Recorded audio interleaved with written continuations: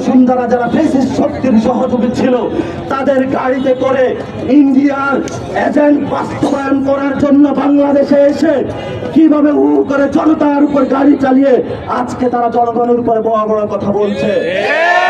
ভাই, আপনি খুব ভদ্র সজ্জন লোক বলে আমরা জানতাম, কিন্তু আপনার যে বক্তব্য তা গণ-অভ্যুত্থানের সাথে বিশ্বাসঘাতকতার সামিল। আমরা মনে করেছিলাম আপনি ইন্ডিয়াতে নিপীড়িত হয়েছেন, এখন দেখছি আপনি ইন্ডিয়াতে কোন প্রেসক্রিপশন নিয়ে বাংলাদেশের বিরুদ্ধে ষড়যন্ত্রে। তুমি ধন্যবাদ জানাচ্ছি মিডিয়া ভাইদেরকে, রোডের মধ্যে অপেক্ষা করেছেন। ধন্যবাদ জানাচ্ছি ঢাকা মহানগরের নেতৃবৃন্দকে, যারা এই রোডের মধ্যে, কাঠপোড়া রোডের মধ্যে বাংলাদেশকে একটি সুন্দর জায়গায় নিয়ে যাওয়ার জন্য আপনারা এই তপ্ত রাজপথে অবস্থান করছেন। আজকের এই সমাবেশে উপস্থিত আছেন জাতীয় নাগরিক পার্টির মহানগরের বিভিন্ন নেতৃবৃন্দ, উপস্থিত আছেন আমাদের জাতীয় নাগরিক পার্টির যুগ্ম আহ্বায়কগণ, যুগ্ম সদস্য সচিবগণ। আজকে যে বার্তাটি নিয়ে আজকে জনগণের সামনে আমরা হাজির হয়েছি সে বিষয়ে আমরা কিছু স্পষ্ট কথা বলবো। 2022-এর যে আইনটা রয়েছে সে আইনের মাধ্যমেই বর্তমান ইলেকশন কমিশনার যারা রয়েছেন তাদেরকে নিয়োগ দেওয়া হয়েছে। আমরা জাতীয় নাগরিক পার্টির পক্ষ থেকে বলতে চাই, যাদেরকে নিয়োগ দেওয়া হয়েছে এবং এই ইলেকশন কমিশনের গত 3টি ইলেকশনে যারা ভোট ডাকাতি করেছিল, কর্মকর্তা কর্মচারী এই ক্রিয়াকলাপের সাথে অনেকেই জড়িত ছিল। আমাদের জাতীয় নাগরিক পার্টি থেকে প্রথম দাবি হলো ইসিকে পুনর্গঠন করতে হবে। কেন ইসিকে পুনর্গঠন করতে হবে? গত কয়েক মাস আমরা লক্ষ্য করেছি ইসি একটি সাংবিধানিক প্রতিষ্ঠান, কিন্তু সাংবিধানিক প্রতিষ্ঠানিকের জায়গায় তারা কথা না বলে একটি নির্দিষ্ট দলের মুখপত্রের ভূমিকা তারা পালন করেছে। এটা বাংলাদেশের জন্য একটি লজ্জা। বাংলাদেশকে গণতান্ত্রিক প্রক্রিয়ায় নেওয়ার জন্য, মানুষের ভোটাধিকার ফিরিয়ে দেওয়ার জন্য জাতীয় নির্বাচন যে কমিশন রয়েছে এটি একটি অনন্য প্রতিষ্ঠান। এই প্রতিষ্ঠানকে যদি আমরা ঠিক করতে না পারি, ভবিষ্যতে বাংলাদেশে কোনো সুষ্ঠু ইলেকশন হবে বলে আমরা আশা করি না। এই জন্য সুষ্ঠু ইলেকশনের জন্য, গণতান্ত্রিক প্রক্রিয়ায় বাংলাদেশকে ফিরিয়ে নেবার জন্য ইলেকশন কমিশনকে অবশ্যই পুনর্গঠন করতে হবে। এবং এই ইলেকশন কমিশনের প্রথম কেস হিসেবে আমরা ধরে নিব জাতীয় ইলেকশনের আগে স্থানীয় সরকার ইলেকশন। যদি স্থানীয় সরকার ইলেকশন তারা সুন্দরভাবে সক্ষমতার পরিচয় দিয়ে আয়োজন করতে পারবে, তাহলে আমরা মনে করব এই ইসির ফিটনেস রয়েছে জাতীয় সংসদ নির্বাচনের জন্য। কিন্তু এই ফিটনেস ছাড়া, পরীক্ষা করা ছাড়া জাতীয় নির্বাচনের জন্য গত 15 বছরে শেখ হাসিনা ফ্যাসিস্ট খুনি এই নির্বাচন কমিশন সাংবিধানিক প্রতিষ্ঠানকে যেভাবে নষ্ট করেছে, এটাকে যদি পুনর্গঠন সক্ষমতার পরিচয় যদি আমরা নির্ণয় না করি এবং বিভিন্ন দলের যারা মুখপাত্র হিসাবে ভূমিকা পালন করছে তাদেরকে যদি পুনর্গঠন না করে সেই ইলেকশনে যাওয়া হয়, এই ইসির অধীনে জাতীয় নাগরিক পার্টি ইলেকশনে অংশগ্রহণ করবে না ইনশাআল্লাহ। আমরা দৃঢ়কণ্ঠে বলতে চাই, ইলেকশন কমিশনে আমরা কয়েকদিন আগে এসেছিলাম, রকিবউদ্দিন থেকে শুরু করে সাজানো নাটক মঞ্চস্থ করে, হুদা কমিশনের মঞ্চস্থ করে বাংলাদেশের মানুষের ভোটাধিকার কেড়ে নেওয়া হয়েছিল।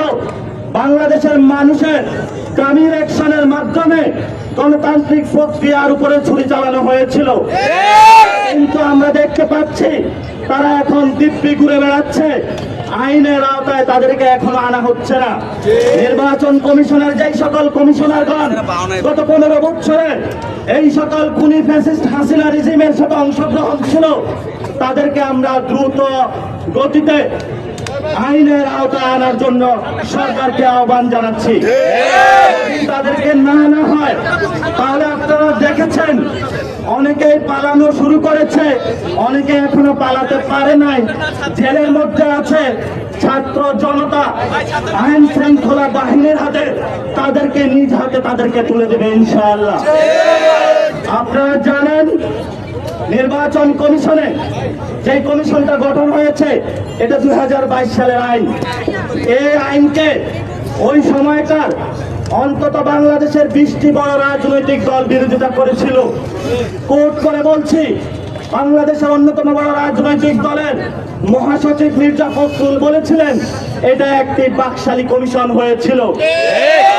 তাই নয়, ইসলামিক আন্দোলন তারাও এইসির বিরোধিতা করেছিল, কিন্তু আমরা যখন জাতীয় নাগরিক কমিটিতে ছিলাম আমাদের কাছে প্রস্তাবনা এসেছিল সার্চ কমিটির মাধ্যমে এইসি পুনর্গঠন হবে।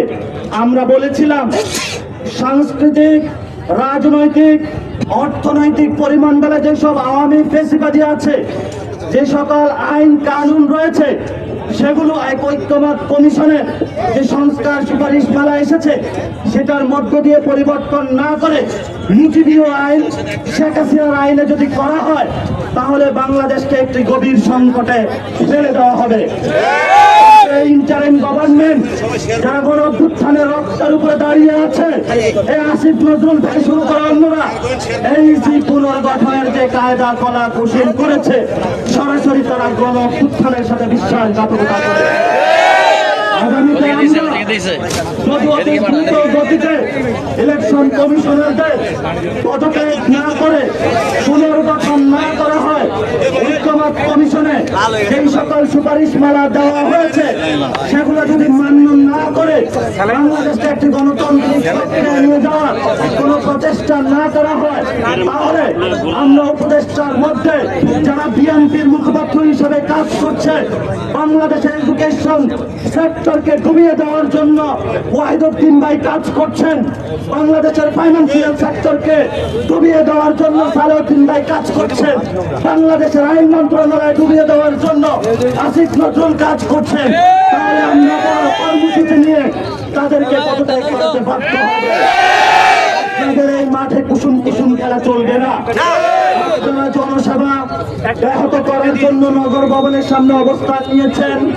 আজকে পুরো ঢাকা অবরুদ্ধ, জনগণের নাবিশ্বাস উঠেছে। ইলেকশন এখনো হয় নাই, তার আগেই তো জোর জবরদস্তি দখল শুরু করেছেন। ইলেকশন হলে তো আপনারা দেখা যাচ্ছে হাসিনার চেয়ে বড় ফেসিস হিসাবে আবির্ভূত হবে। জনতা থেকে বলতে চাই, আমাদের গণ অভ্যুত্থানের যে রক্ত জাগরণ হয়েছিল তা এখনো সজাগ আছে।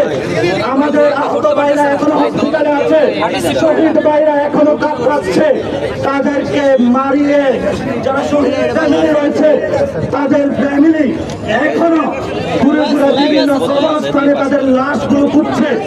আপনারা যদি মনে করেন বাংলাদেশ ডুবিয়ে গিয়েছে তাহলে আপনারা বিবাহ স্বপ্নে আছেন। আপনাদেরকে আমরা হুঁশিয়ার করে উচ্চারণ করতে চাই, জনগণকে নিজেদেরকে গণতান্ত্রিক প্রক্রিয়ায় ফেরত আনেন। যদি গণতান্ত্রিক প্রক্রিয়ায় আপনারা ফেরত আনতে না পারেন তাহলে জনগণ যেইভাবে হলো শেখ হাসিনাকে ছুড়ে ফেলে দিয়েছিল তেমনি ভাবে আপনাদেরকে ভবিষ্যতে ইনশাআল্লাহ আর্টিকেলের অধীনে এই নির্বাচন কমিশনে সার্চ কমিটি গঠন করা হয়েছিল। প্রথম সার্চ কমিটির প্রস্তাবনা যেটা করেছিল সেটা জিয়াউর রহমান করেছিল, এবং পরবর্তীতে আরেকটি সার্চ কমিটি যেটা আওয়ামী ফ্যাসিস্ট আমলে হয়েছিল সে একই সাংবিধানিক ধারাবাহিকতায়, যেই সংবিধানটা একটা মুজিবীয় সংবিধান, সেই সংবিধানের মধ্য দিয়ে শহীদ আহতদের রক্তের উপর দিয়ে ইসি যদি পুনর্গঠন না হয় বাংলাদেশ কোনো ইলেকশন জাতীয় নাগরিক পার্টি করতে দিবে না।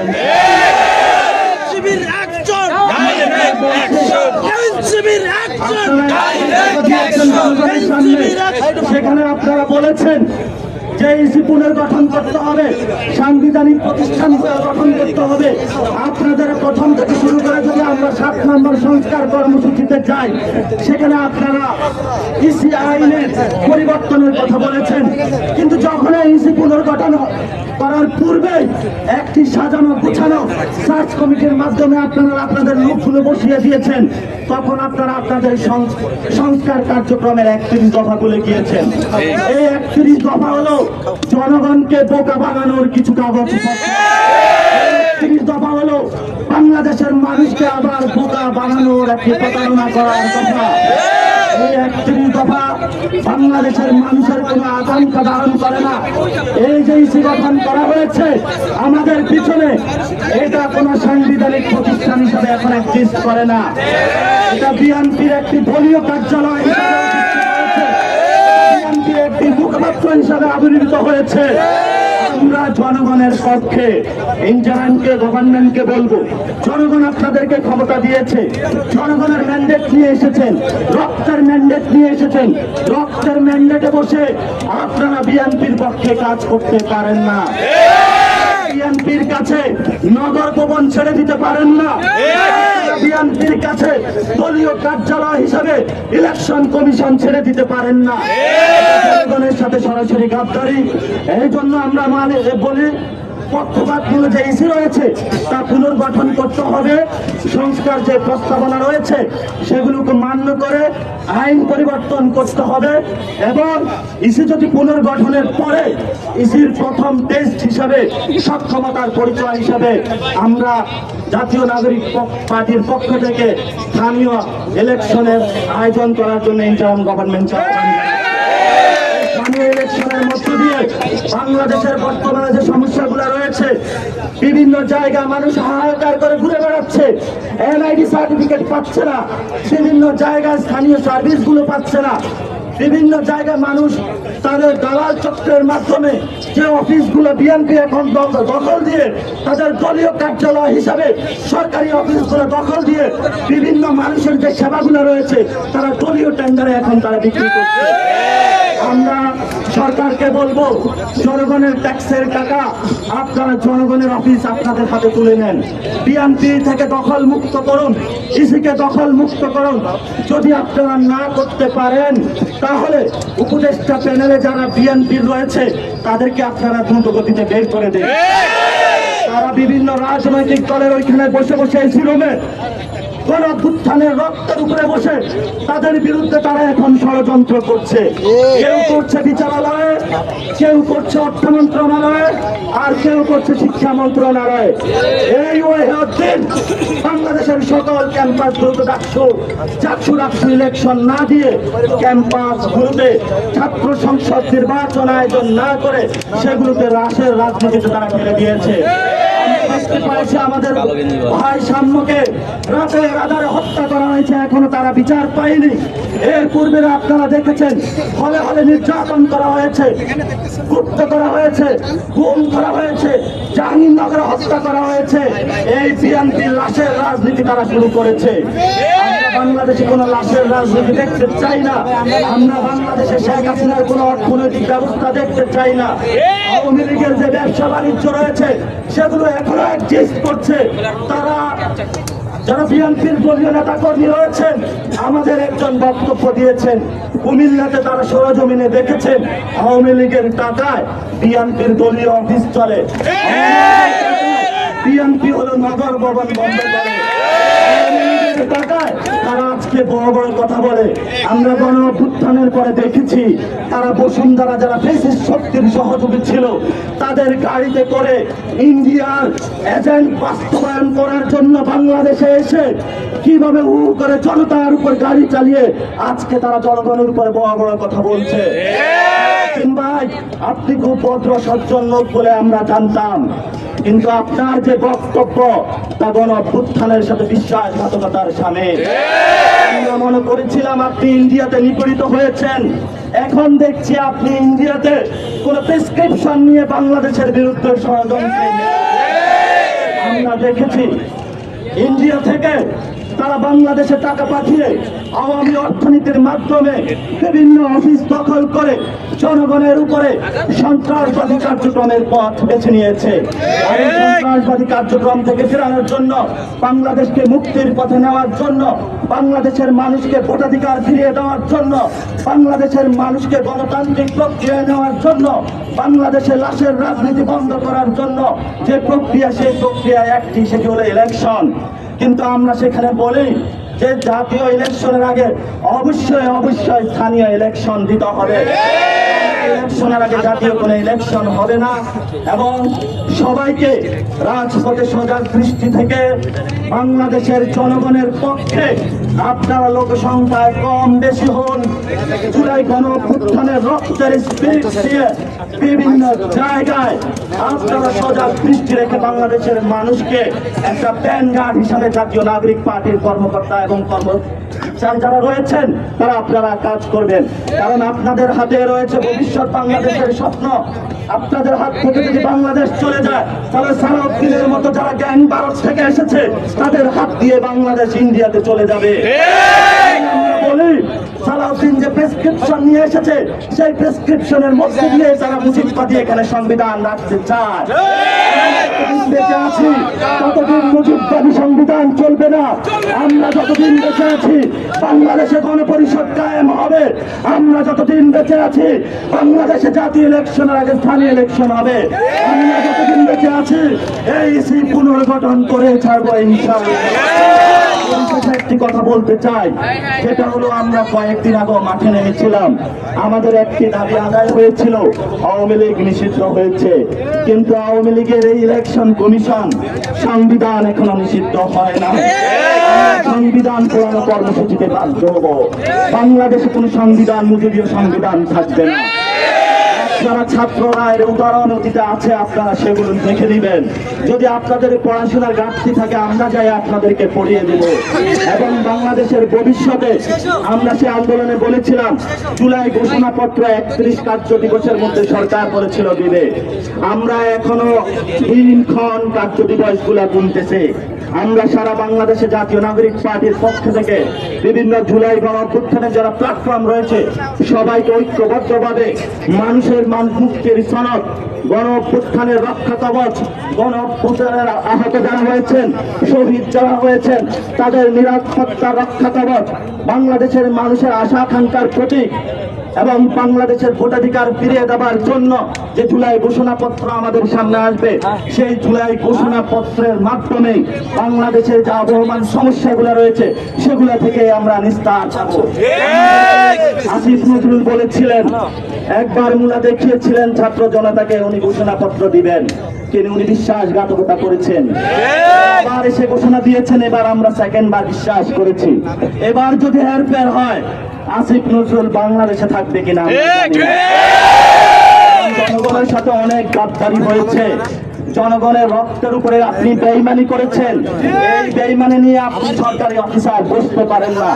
আমরা অপেক্ষা করছি, জুলাই ঘোষণাপত্র হবে, ইলেকশন কমিশন পুনর্গঠন হবে, স্থানীয় ইলেকশন হবে এবং একটি গণপরিষদ নির্বাচন হবে।